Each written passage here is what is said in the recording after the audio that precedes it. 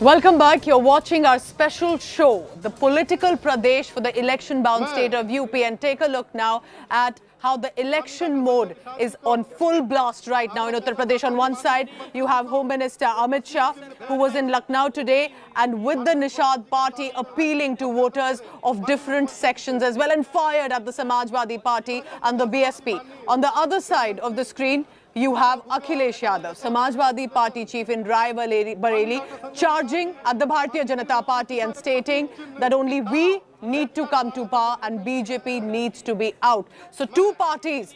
Are we looking at perhaps a possibly close contest between the BJP and the Samajwadi Party? So let's begin one by one. Union Home Minister Amit Shah, one of the big faces for the Bharatiya Janata Party, was in Lucknow today, and that with the Nishad party leaders. And while he was in that rally, he of course appealed not only to the voters with regard to the Nishad community, but also ensuring that they take on the Samajwadi Party as well. Addressing a joint rally, the Home Minister trained guns at the opposition, accusing it of dividing people on the basis of religion. The Sarkar Banao Adhikar Pao, make your government get your rights rally was aimed at the influential Nishad community in Uttar Pradesh, which is decisive because 160 seats across eastern and central Uttar Pradesh have a solid good vote bank of the Nishad community. गृह मंत्री जी का स्वागत है, अभिनंदन करें। जिस प्रदेश में mafia और गुंडों का राज होता है, वो प्रदेश में गरीब का विकास कभी नहीं होता है। गरीब का विकास तभी होता है जब कानून का राज हो। और इस सपा बसपा की बुआ भतीजे की सरकारें माफियाओं का संरक्षण करती थी। योगी आदित्यनाथ के नेतृत्व में सारे माफिया उत्तर प्रदेश छोड़कर पलायन कर गए। मित्रों, पलायन कर गए। जाति के लिए समाज को बांटा है, जाति के साथ भी छल कर अपने परिवार भरने का काम किया है। अकेले मोदी जी ऐसे हैं जो सबका साथ, सबका विश्वास, सबका विकास ये लेकर आगे चल रहे हैं। But today's highlight for the Samajwadi Party was the Chacha-Bhatija patch-up after many years. We saw Samajwadi Party's president Akhilesh Yadav standing close with once an estranged uncle Shivpal Singh Yadav of the Pragatishil Samajwadi Party, the Loya faction, announcing an alliance between the two parties. The Samajwadi Party chief said party's aim is to bring regional forces together, and therefore this decision was eventually taken. Akhilesh Yadav also added that the allies will lead to a historic victory against the BJP. The announcement came after he met Shivpal Yadav, his uncle, at the latter's residence on Thursday. But ties between Akhilesh and Shivpal had turned very bitter, remember, in 2016, when Akhilesh himself sacked his uncle from the party during his tenure as the chief minister. Then in January 2017, Akhilesh became the party chief, while Shivpal Yadav broke ranks with the party, forming his own political front. And all of this, meanwhile, BJP hitting out, ensuring that at Akhilesh Yadav, they are saying it is again a return of the dynasty politics, and the Samajwadi Party forms an alliance with BSP earlier, and clearly all of this has no impact on the stronghold of BJP in UP. कि जितने भी क्षेत्रीय दल हैं, कोशिश रही है उनको साथ लाने की, और उसी कड़ी में आप लोग भी कई बार ये सवाल करते थे कि उनको साथ कब लेकर के आओगे।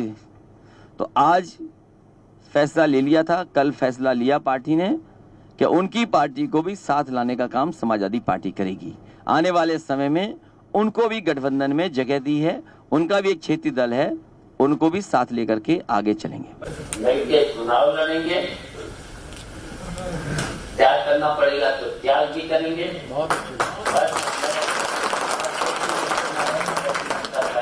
की सरकार को हटाना है और हम लोग मिलकर के सरकार बनाएंगे। चाचा भतीजे एक साथ आने के सहमत हो गए। गठबंधन अब होगा, साथ मिलकर चुनाव लड़ेंगे। किस ढंग से देखते हैं? ये अच्छी बात है, ये सब लोग चाहते थे, तो अच्छी बात है। क्या फर्क पड़ेगा दोनों के साथ आने से? फर्क तो पड़ता ही है, जब दो चीजें जुड़ती हैं, कुछ जुड़ती हैं तो फर्क पड़ता है। पहले से इन लोगों का जो इतना बड़ा गठबंधन था, बीएसपी और समाजवादी पार्टी से गठबंधन बड़ा नहीं हो सकता।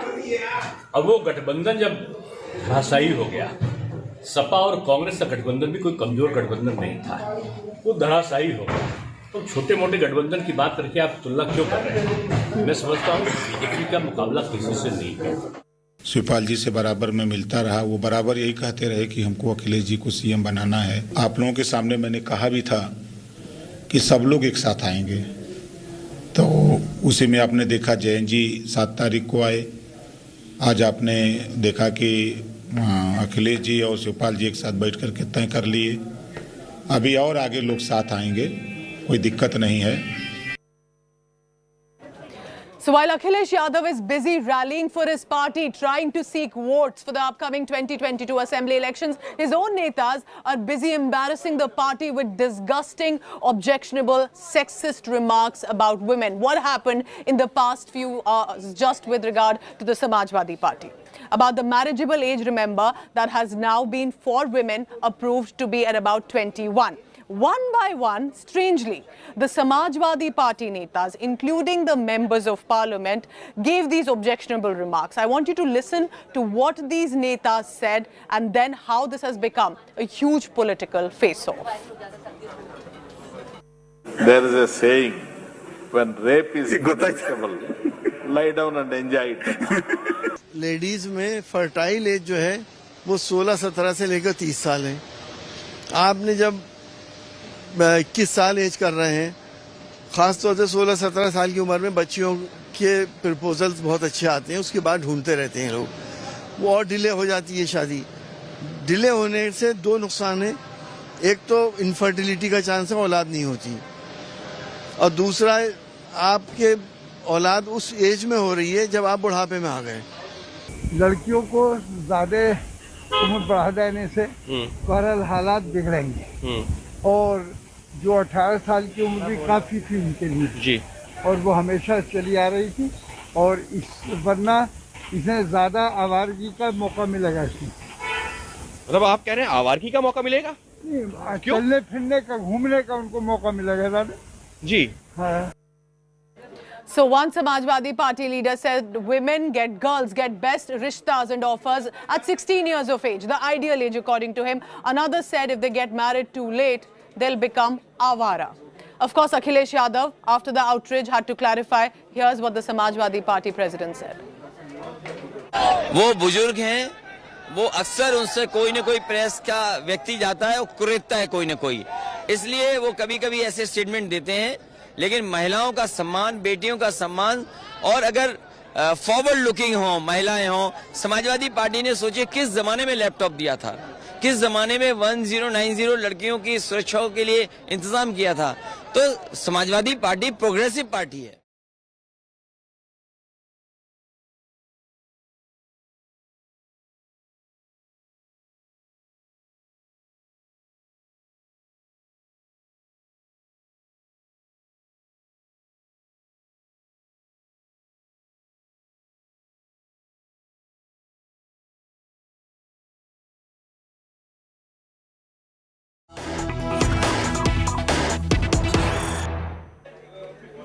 After national outrage on Karnataka MLA of the Congress party, Ramesh Kumar's remark about women, Priyanka Gandhi forced to condemn, release a statement against Congress MLA, and she's spoken out via social media site Twitter, and I quote here, I wholeheartedly condemn the statement made earlier today by Shri K.R. Ramesh Kumar. It is inexplicable how anyone can even utter such words. They are indefensible. Rape is a heinous